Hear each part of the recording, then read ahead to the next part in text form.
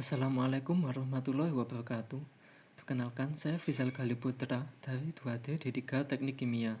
Di sini saya akan menyampaikan tentang pengendali tekanan. Ini adalah gambar PNID dari serangkaian alat pengendali tekanan. Udara dari kompresor akan masuk ke rangkaian alat pengendali tekanan, kemudian akan dipisah ke arah atas menuju V1 dan ke kanan menuju V2. Untuk yang bergerak ke atas menuju V1 akan digunakan sebagai penggerak valve. Kemudian yang ke kanan akan bergerak menuju ke bagian proses. Proses akan terjadi pada aliran setelah kontrol valve. Dari serangkaian alat tadi meliputi 3 variabel proses. Yang pertama adalah set point. Set point adalah nilai tekanan udara di seluruh pipa yang diinginkan. Yang kedua adalah input variable, meliputi MV atau manipulated variable, yaitu laju alir udara menuju pipa proses, dan disturbance atau laju alir udara yang keluar dari V6. Kemudian ada output variable yang meliputi PV. PV ini adalah tekanan udara di seluruh pipa. Input variable akan mempengaruhi output variable. Tujuan pengendaliannya adalah untuk mengatur tekanan di seluruh pipa dengan memasang alat ukur di bagian PV.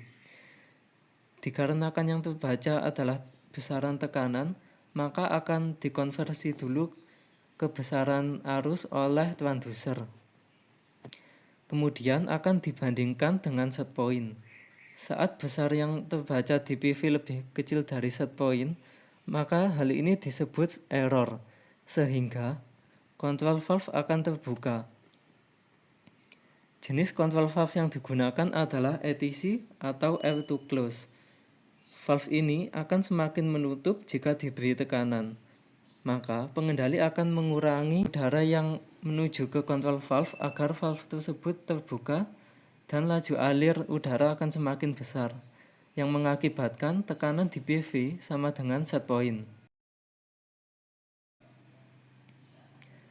Maka dari itu logika prosesnya adalah semakin besar laju alir udara yang keluar pada V6, maka PV lebih kecil dari SP, sehingga laju alir udara yang menuju pipa proses akan semakin besar.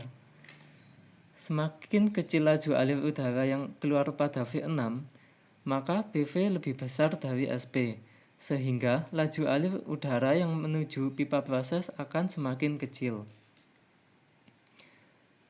Kemudian ada aksi proses, yaitu saat sinyal MV diperbesar maka nilai PV akan semakin kecil. Dan aksi pengendali, yaitu saat udara yang keluar semakin meningkat, maka pengendali akan menaikkan sinyal agar laju proses tersebut dapat diperkecil. Mungkin hanya itu yang dapat saya sampaikan. Terima kasih.